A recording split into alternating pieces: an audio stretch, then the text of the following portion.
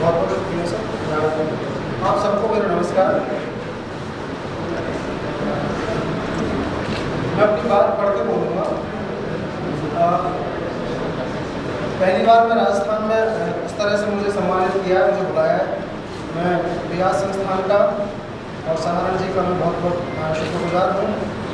मैं बहुत खुश हूँ और मैं बड़ा गौरवान्वित महसूस कर रहा हूँ कि उन्होंने मुझे यहाँ पर बुलाया।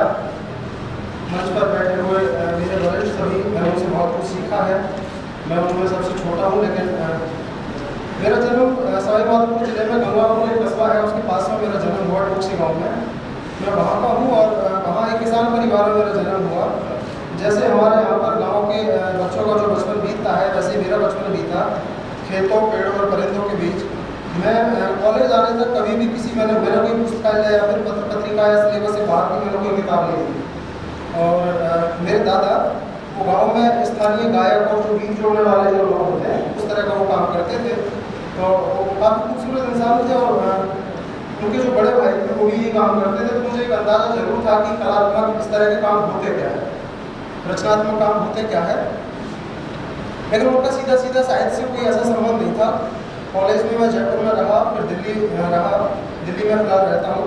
इस बीच मैं साहित्य की ओर मुड़ा। मैंने विश्व साहित्य और विश्व सिनेमा का ठीक ठाक अध्ययन किया है। मैंने FTI जो पुणे में एक संस्था है फिल्मों की, जहाँ पर फिल्म मेकिंग सिखाई जाती है, तो FTI पुणे से मैंने सिनेमा लेखन का कोर्स किया है, सिनेमा में PhD। शुरू में मैंने कविताएँ लिखी, वे पब्लिश हुई। उसके बाद में मैंने उपन्यास लिखा है, मेरा पहला उपन्यास है और मैं उपन्यास ही लिखना चाहता हूँ। साहित्य क्या है, यह क्यों जरूरी है, इसका काम क्या है, इस पर हजारों सालों से बहसें होती रही हैं और आगे भी होती रहेगी। लेकिन कोई ऐसा अंतिम उत्तर नहीं है जिससे सभी सहमत हो सके। अरबी भाषा के प्रसिद्ध कवि अदोनिस ने कहा है कि साहित्य या कविता का सिद्धांतीकरण करना कुछ प्रेम का सिद्धांतीकरण करने जैसा है। क्या हम प्रेम का सिद्धांतीकरण कर सकते हैं? नहीं। विख्यात फिल्मकार वुडी एलन ने अपनी एक फिल्म लिखी क्रिस्टीना वास्तुनैना के एक पात्र से कहलवाया है कि मानव सभ्यता के 40,000 वर्ष बाद भी हम यह नहीं समझ सके कि प्रेम क्या है और उसे कैसे किया जाए। हम समझ नहीं पाए ये अलग बात है, लेकिन समझने की कोशिश ही कला का एक उद्देश्य हो सकता है। मैं उपन्यास और इस क्षेत्र में अपने काम करने के उद्देश्य के बारे में बात करना चाहूँगा। ये एक ऐसी विधा है जो समझने की कोशिश में सबसे अधिक सहयोग करती है। ये देविता ने एक बात कही है कि उपन्यास आधुनिक जितनी भी विधाएं हैं उनमें सबसे ज़्यादा मनुष्य को समझने की कोशिश उपन्यास करता है। इसमें सारी विधाओं का खूबसूरत मिश्रण है। इसका यह स्वभाव मुझे बहुत ज़्यादा आकर्षित करता है।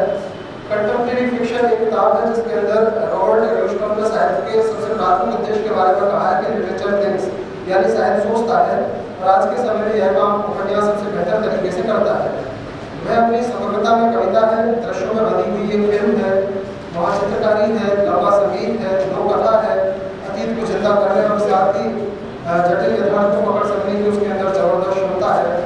उपन्यास के प्रति विश्वास जताना और उसे चाहने के पीछे कई ठोस कारण दिए जा सकते हैं। इनमें एक कारण यह है कि उपन्यास आमतौर पर अंतिम उत्तर देने से बचता रहा है और उसे बचना चाहिए।